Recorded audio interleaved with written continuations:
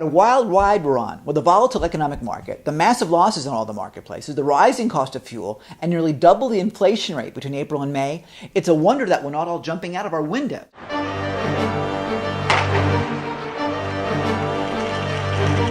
Now, by now you know that I'm not one of those gloom and doomers. I began in the business world when prime at 17 and the markets were depressed. In fact, we were looking at some real estate columns I wrote over 20 years ago, and it seems that the challenges were similar and the pep talks just the same.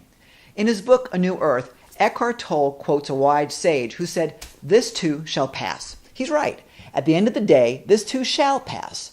The key is to manage what's going on within us. You see, numerous studies have shown that a positive attitude increases sales by a dramatic percentage. Psychologist Martin Seligman, who's been a great author of tremendous books, studied insurance agents who scored on the top half for optimism, and they sold a whopping 37% more than those in the pessimistic bottom half. Even the more dramatic fact is that those in the top 10% of the optimists sold an incredible 88% more than those in the low pessimistic 10%. So if you think your attitude doesn't matter, think again. It's huge. Getting a little something to this month's sales contest. First prize is a Cadillac Eldorado. Second prize is a set of steak knives. Third prize is you're fired. But if all hell is breaking loose and it's all around you and you're scared to death about money, your job, and your life, what do? First, let's talk about fear, because fear can kill you. Seriously. Have I got your attention now? The May 29, 2008 issue of Time magazine had an important article about fear that showed that people handle it in different ways. The most amazing thing is that many people in fear tended to freeze and give up, accepting death, often in groups. Others like McGiver and survived some pretty harrowing experiences. So how do you ensure that you're not among those of the sitting ducks? Here's what Amanda Ripley, who wrote that article, has to say.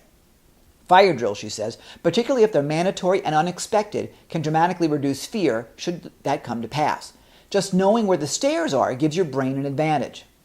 Likewise, research into plane crashes has found that most people who read the safety briefing cards are more likely to survive. So why am I telling you this? It's simple. We need to be flexible in everything we do these days. We're driving an economic car, and we need to steer clear of the obstacles. Here are some comments I've heard recently that make the point. One investor said, "I can't move my money right now. My financial advisor is on vacation." Now, how crazy is that? The markets move daily, and whether your advisor is on holiday or not, the money's yours, and you've got a right to demand that someone take care of your business right then. Another embraced faulty logic to ignore reality. "I'm actually up 20%, she said, since I'm getting 3% at the bank, and I didn't have the rest of my money put in that fund that lost me 17%. I made 20. So by not losing, she's gained." Hello? That's crazy. In fact, she's down 2% because inflation has nearly doubled over the past few months, and it's now 5%. And one person told me that he's lost 20%, but he's going to ride it out and see if it recovers. Here's a problem with that. If you start with $100 and lose 20%, you're down to $80. But if you invest the $80, you need to earn a 25% return to get to 100, and that'll take you 2.5 years. Fear can cripple us in so many ways that we simply stop making good decisions and end up in trouble. So how do we avoid it? First, create your own personal fire drill.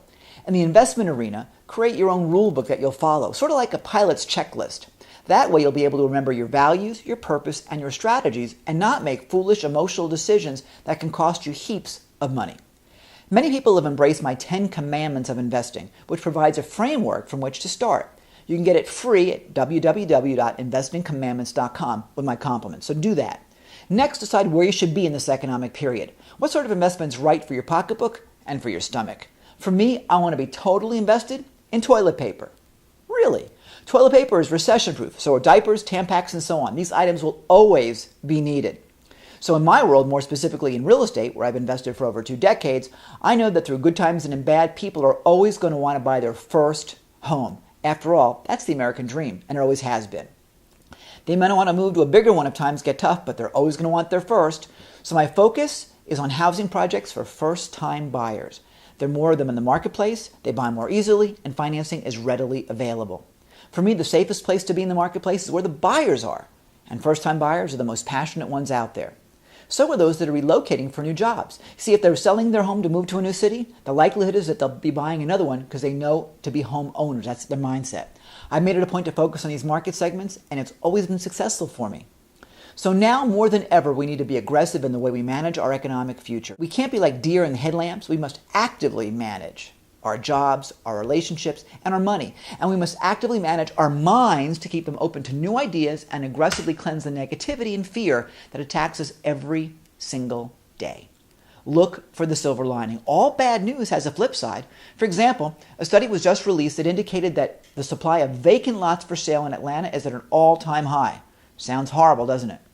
But that's actually only part of the news. See, for me, it's great because the rise in lots is really due to the fact that housing starts are down, which means that the supply of new home inventory is down also, and that means that within the next 12 months, we're pretty sure to have a shortage of new homes for sale. And you see, since I'm building and developing new homes to be available in the next 9 to 18 months, I'm really thrilled. But others are moaning about those vacant lots. Me, I'm building on mine, and I'll be ready to cash those checks. And the smart investors who invested in these projects with me, well, they'll be pretty happy too. So what's your strategy? If you don't have one, start with those 10 commandments and add to them. Take control of your financial life. And in fact, why don't you create your own character? These days, I consider myself to be McGiver, the character that always gets out of those tough spots. Who's your character?